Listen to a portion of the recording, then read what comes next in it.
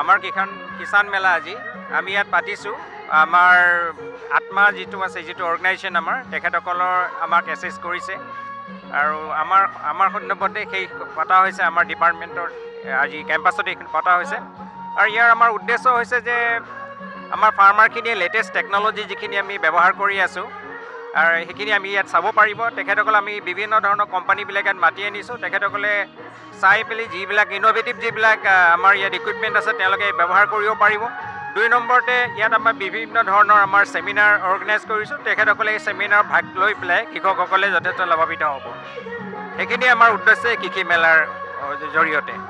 সেইখিনি thank U, ধন্যবাদ।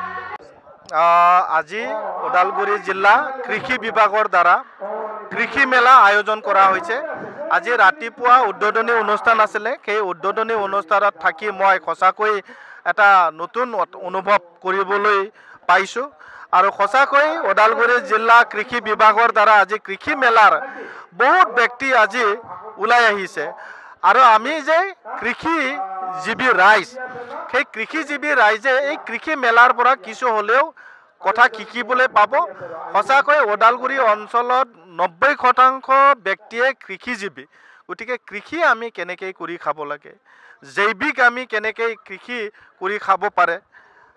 ধান খেতিৰ বাদেও আমি কিছু গাহৰি খেতি কৰি খোৱা, ছাগলী খেতি কৰি খোৱা আৰু আমি মাছ পালন কৰি কেনেকৈ খেতি কৰি খাব পাৰে। বহুত মহিলা NGO আৰু FPCবিলাকে আজি অংশগ্ৰহণ কৰিছে। সঁচাকৈ সেইটো দেখি মই ধন্যবাদ দিব লাগিব আমাৰ কৃষি বিভাগক আৰু মই ধন্যবাদ দিব বিচাৰিছোঁ আমাৰ BTRৰ সন্মানীয় প্ৰমোদ বড়ো ডাঙৰীয়াৰ এই কৃষি বিভাগটোৰ দ্বাৰা এই অঞ্চলটোৰ যে মেইন মানে কৃষিজীৱী ৰাইজৰ কাৰণে কিছু হ'লেও আমি এটা পৰিৱেশ আৰু এটা আমি এই অঞ্চলৰ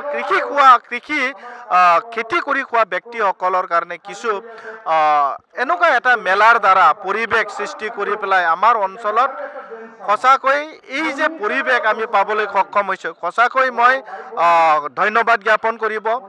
আজি মই ক'ব লাগিব যে ওদালগুৰি জিলা ধান খেতি আৰু ধান ক্ৰয় কৰা যিটো এটা আমাৰ কেন্দ্ৰ আছে, সেই ধান ক্ৰয় কৰা কেন্দ্ৰৰ অসমৰ ভিতৰতে যোৱা 3 বছৰ 1 নম্বৰত আছে।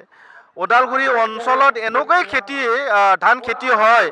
সঁচাকৈ মই খেতিয়কসকলক ধন্যবাদ দিব লাগিব আৰু মই অনুৰোধ জনাম যে আজি যিসকলে খেতি কৰি ধান ক্ৰয় কৰা কেন্দ্ৰত নিজৰ ধান দিয়া নাই, তেখেতসকল যাতে ধান ক্ৰয় কৰা এই যি কেন্দ্ৰত দিবৰ কাৰণে। তাৰ লগতে আমাৰ মাকৈ খেতি বহুত আমাৰ ওদালগুৰিত হৈ আছে। গতিকে মাকৈ খেতিটো যাতে যিসকল খেতিয়ক তেখেতসকলে যাতে মিডলমেন ব্যক্তিক যাতে এই মাকৈবিলাক যাতে নিদিয়ে। মাকৈ ক্ৰয় কৰা কেন্দ্ৰ আমাৰ ওদালগুৰি জিলা এগ্ৰিকালচাৰ ডিপাৰ্টমেণ্টে ঠিক কৰিছে। যিসকল ব্যক্তিয়ে খেতি কৰিছে মাকৈ, তেখেতসকলে ওদালগুৰি জিলা কৃষি বিভাগৰ লগত যোগাযোগ কৰক। তেখেতসকলে উচিত দাম পাব, সেয়া নিশ্চিত। গতিকে মই আশা কৰিছোঁ আজি এই কৃষি মেলাৰ দ্বাৰা আমাৰ ওদালগুৰি অঞ্চলৰ কৃষকসকলৰ কিছু হ'লেও লাভৱান হ'ব। Thank U.